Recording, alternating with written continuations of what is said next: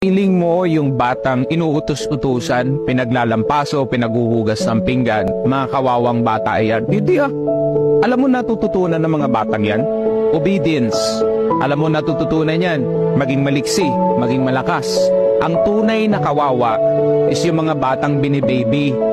Kasi yung batang binaby, mga lampa. Mga batang binaby, mga iyakin yan. Mga walang alam gawin sa mundo. Paglabas niyan sa puder ng kanilang magulang, sasabihin ko sa ito yung mga batang to, mga batugan, tignan mo. Mapagalitan lang ng boss, iiyak yan, tapos magre-resign. Gusto mo ba ganun ang anak mo? Kung gusto mong umasenso yung anak mo, bigyan mo ng gawaing bahay.